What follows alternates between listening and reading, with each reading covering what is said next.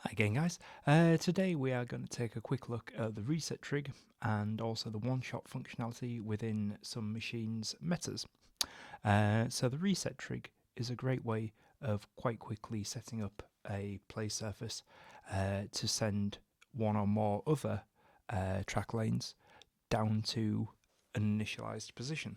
So it's very useful for times when you might, for instance, want to kind of realign things quickly or have a sequence of notes that always sort of begins on the first step each time you, for instance, change chords underneath it or something like that. So I'll quickly show you what I mean. So I've just set up in input for layer 1 for trig context.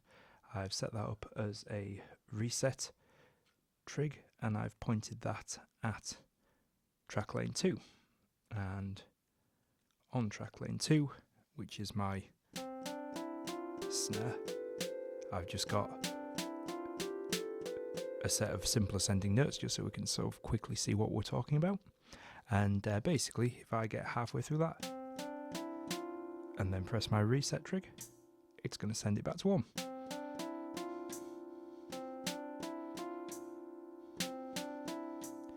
The reason this one is moving on the bottom is because there's also an advanced machine set up on the same input just to drive my bass note along. So for instance,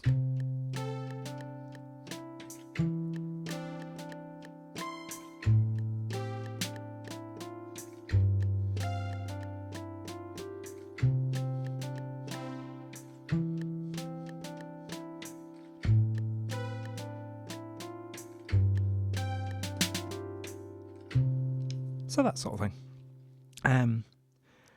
Within the reset trig, you'll by default come to that note reset functionality, but there are other functionalities with it.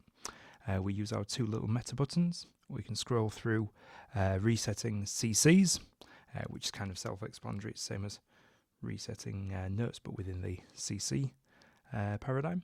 Then we have machines. Now, this will actually reset usually the meta of a machine, and it will basically allow that machine to kind of always jump back to the first step.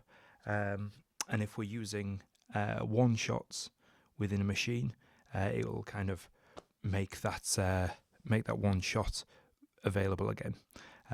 So to quickly kind of show you what I mean about that, we're just going to jump to machine context, and my machine input 1 layer 1, which is my kick drum, is our little riff on my double bass. My machine layer 2 is a chord machine, which by default would sound like this. Just turn it down there. And as you can tell, by default, every time I hit my kick drum, that is re-triggering the chord machine. But the problem with that, particularly with chords, is it kind of builds up too much and kind of it's just a bit too forceful. So in order to kind of dull that down, we can activate what we call a one-shot. So if we basically hit this button here that's kind of just underneath the contexts, it's just to the right of the meta, that activates one-shot mode.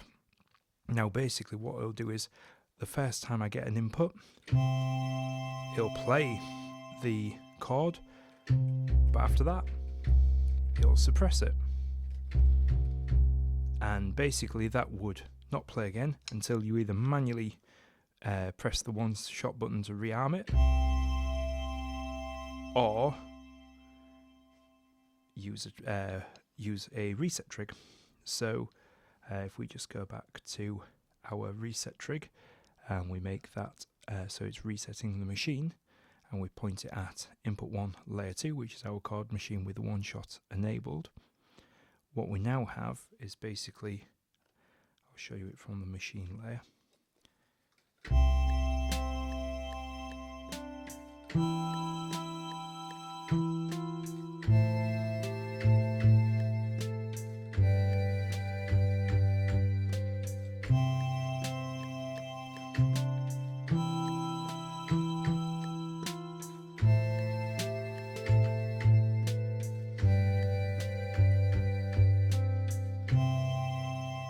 So as you can see on that, the one shot's only playing the first time an input's received, and it's staying in its kind of unlatched state until it's rearmed by the reset trig. So that's a nice pairing of tools to give you quite a lot of sort of dynamic expression within your performances. And then the final thing we can point the reset trig at is actually other trigs that have an applicable kind of function. So that's things like the gear trig and trigs that basically themselves have a meta that rotates. The auto division trig would be another example. So if it's pointed at that, it would do the same thing. It would reset that or the gears trig back to the first position. So yeah, that just about covers it for the reset trig, and also gives you a quick overview of how one-shots can be armed and disarmed within the machine's context. So I hope that helps, and we'll see you in the next video. Thank you.